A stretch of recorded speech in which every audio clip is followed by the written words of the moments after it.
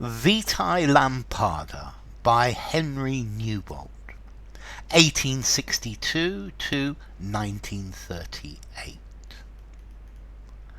There's a breathless hush in the close to-night, 10 to make and the match to win, a bumping pitch and a blinding light, an hour to play and the last man in. And it's not for the sake of a ribboned coat, or the selfish hope of a season's fame, but his captain's hand on his shoulder smote. Play up, and play the game. The sand of the desert is sodden red, red with the wreck of a square that broke. The Gatling's jammed and the colonel's dead, and the regiment blind with dust and smoke. The river of death has brimmed his banks, and England's far, and honour's a name. But the voice of a schoolboy rallies the ranks. Play up, and play the game. This is the word that year by year, while in her place the school is set, every one of her sons must hear, and none that hears it dare forget. This they all with a joyful mind bear through life like a torch in flame, and falling fling to the host behind. Play up, and play the game. Okay, this is a poem by Henry Newbolt. Let's see, Henry Newbolt was born in Birmingham. Not in Wolverhampton. He's a British poet, an English poet and writer. And he got a scholarship to go to Clifton College, which is a British public school in Bristol. He became head of the school. Later, during the First World War, he became part of the War Propaganda Bureau, which had been formed to maintain public opinion in favour of the war, no matter what happened. And he was knighted, Sir Henry Newbolt, in 1915. He also actually made a report for the government about the teaching of English in England, which is an interesting one as well. So anyway, what's this about? Well, this is about cricket. This is about sports. This is about how a schoolboy learns commitment to duty through playing cricket.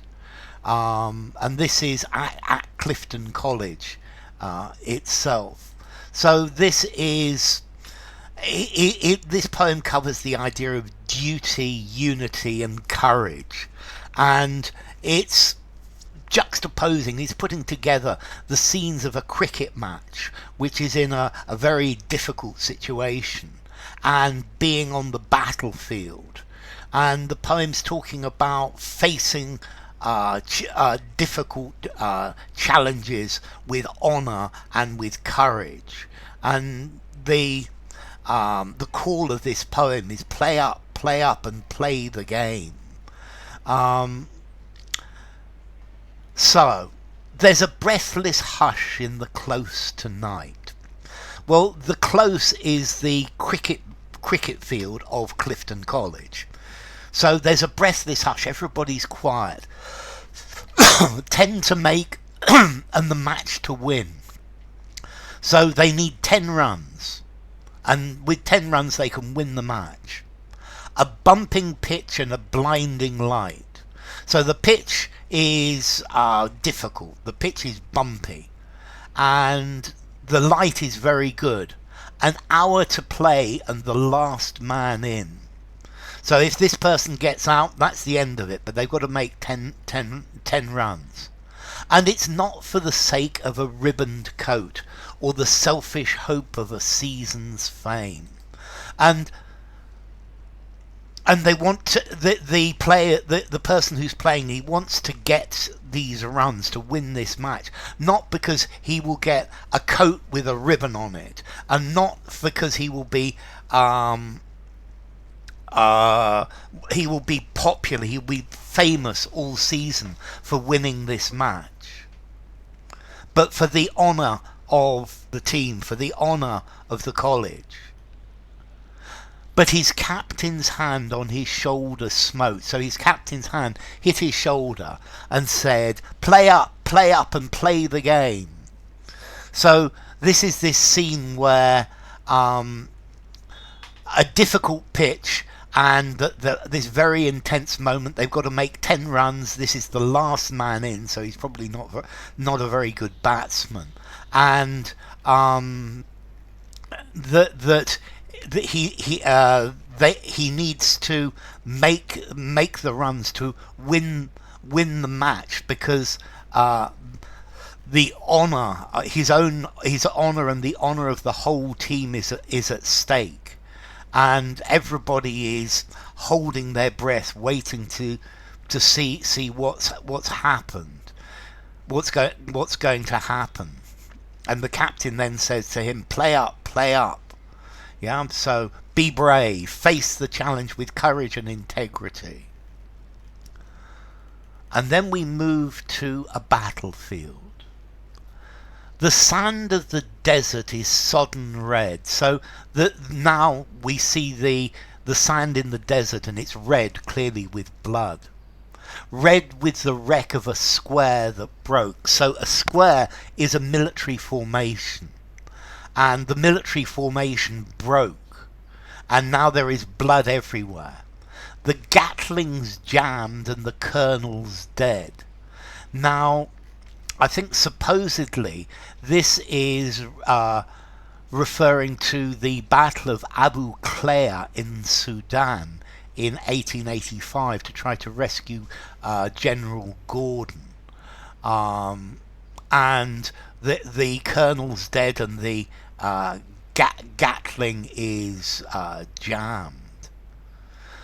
And the regiment blind with dust and smoke. Okay, so there's dust and smoke everywhere.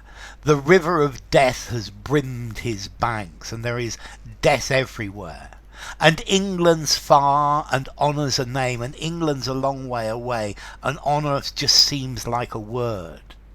But the voice of a schoolboy rallies the ranks. Play up, and play the game.